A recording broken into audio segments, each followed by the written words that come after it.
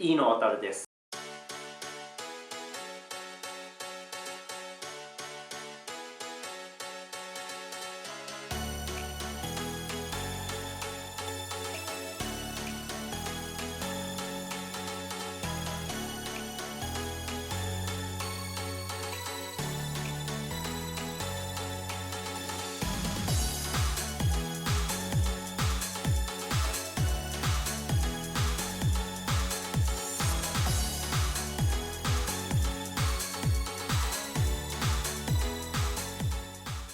この大会は、レ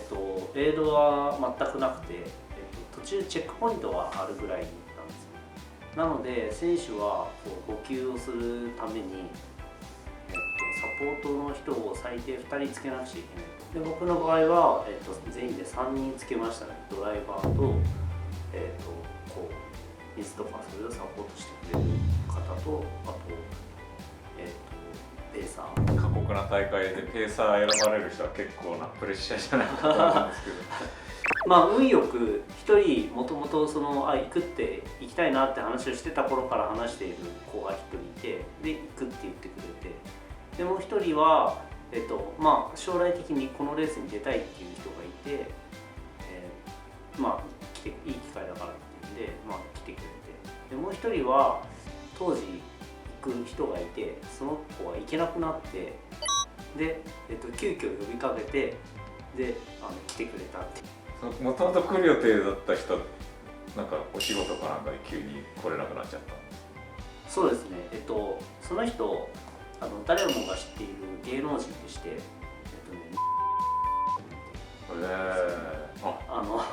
そのマネージャーがスケジュールを誤ってなんか仕事を入れててしまったらしく、急遽行けませんっていう。この現地まで、その大会会場まではどんな行き方っていうか、結構移動とか大変なんですか？飛行機で、ここから、ロサンゼルスまで行って、でそこで車をレンタルして、で、車で、車運転ドライバー借りながら、その時は車に酔わなかったですか？車ではそうですね、僕ね結構酔うんで。飯野さんは日本の山道3回ぐらいカーブあるとやばいですもんね。そうらしいですね。アメリカっていう広大な地域なので曲がるっていうことはあまりしなかったんですね。ただひたすらまっすぐぐらいなんで大丈夫でしたね。レースよりも一番緊張するのが一番汗かくのがそこまでの道のりかもしれないです。道中でいろいろ買い揃えましたね。80リッター、100リッターぐらいのクーラーボックスとか現地で買って。スタートの何日前ぐらいに、スタートエリアというか会場入りしたんですか？2日ぐらい前かな。1泊泊まってか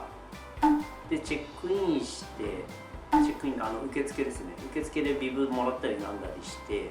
で次の日少しゆっくりしたりコース少し走ったりして、でその次の日にレース。選手は皆さん同じホテルとかに泊まるんですか？そうですね、同じ、ロッジというか、ホテル、エアコン効いてはいるんですけど、部屋によっちゃなんか効かないところもあったりして、かなりそこはきつかったっていう。僕の部屋はそんなに問題はなかった。ラッキーですね。そうラッキーでしたね。何時ぐらいにスタート？ウェブスタートで100人が、大体30人ぐらいの3つのグループに分かれて9時、10時、11時っていうのを走ります。夜の9時ですけど、やっぱり暑いは暑いですね。だいぶ40度ぐらいにはなってると思います。風がだいぶ強かったので熱風みたいなそういう感じでスタートを切った。ザックとかは背負ってないで走ってるって感じですか？背中からこの熱を放射するんで人間って、だからここを押さえちゃうとものすごく熱くなるんで、ザックをできるだけしょうがないようにしてました。5キロぐらいごとに、来てもらって、5キロおきに、500ミリリッターの水を飲むみたいな、そういうのをずっと繰り返してました。どんどん乾いてくるんで、これやっぱペットボトル持ってないといけないと思って、ショーツのポッケに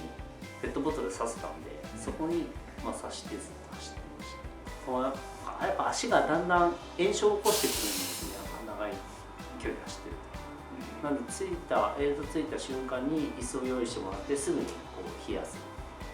っていうのをやってました。トイレとかはどうしたんですか？そう、トイレは、1回しか行かなかったんですね。走ってる最中どんどん水が抜けて全部で20リッターから25リッターぐらい飲んだんですけど、水分けどやっぱトイレ行ったのは1回だけでした。あともう体から全部出ていっちゃって、あと選手は、走る直前に体重を測るんですね。体重があんまり減りすぎてるとドクターストップが変わっちゃう。そう大会中実際そうやってドクターストップになっちゃったりとか。いました。途中までトップを走ってた選手がやっぱ途中でリタイアしたんですね。レース中になんか他の選手と話したりってすることってあったんですか？まずあんまりなかったですね。最初だけ、スタート集団で固まるんで少しだけ、今日暑いよねっつってそれはそうです、当たり前の会話をしてでタイムをどのぐらい目標でいくみたいな話をして、このレース、結局チームで動いてるんでチーム内では話しますけど、選手同士は人数100人ぐらいっていう少なさもあってこうあんまり固まらないんですよね。最初10キロぐらい過ぎてからだんだんもう散らばり始めてますね。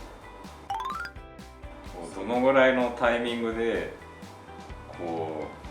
う今回このレースいけるんじゃないかみたいな。上位でいけるなと思ったのは最初の5キロぐらいで思いました。このペースで進むんだったら、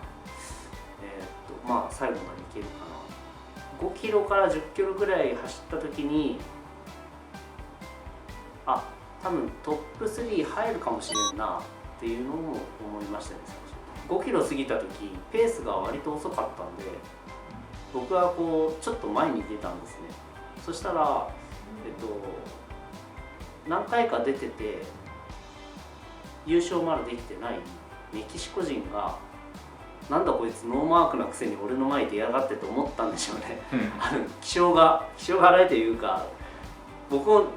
こうすぐぶち抜いたんですね。ドワーっていってこのペースでいって持たねえなと思って持たねえんじゃねえかなと思って、なんでどんどんこう落ちていくなっていうのがありました。でその2連覇している、アメリカ人の選手は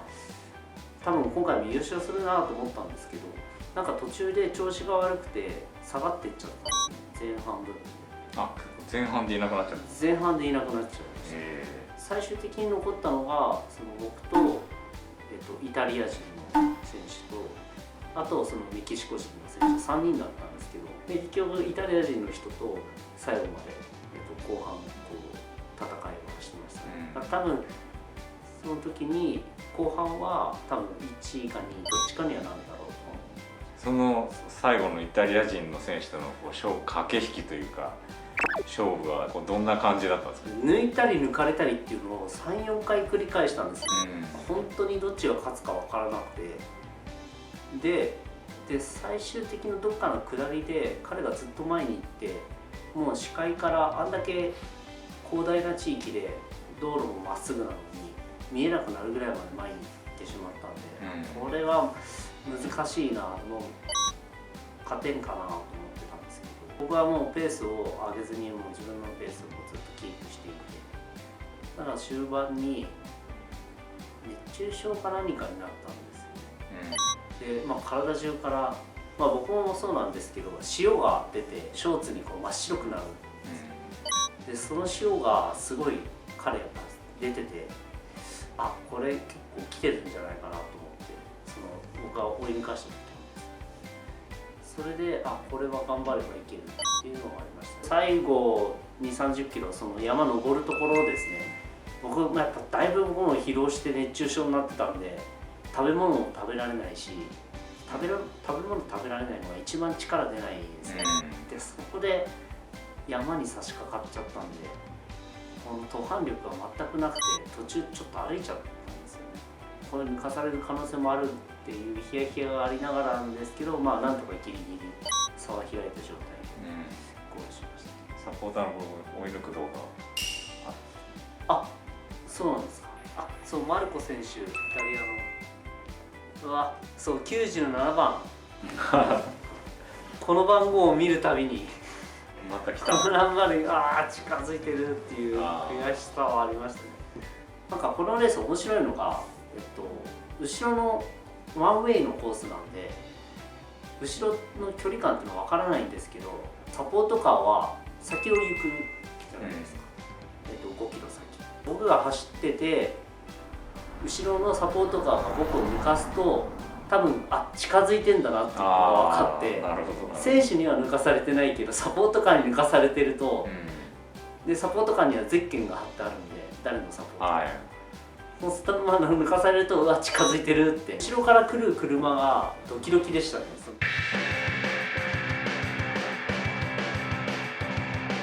それを見た時はすごい嬉しかった。なるほど。とりあえず休ませてくれと。一番大変だったのが、その帰り道でしたね。そこがきつくてだからちょっと泣きましたね。ワセリンをベタ塗りにしてました。プロの浴槽を持ってきた2日3日ぐらいしてから少し丈夫。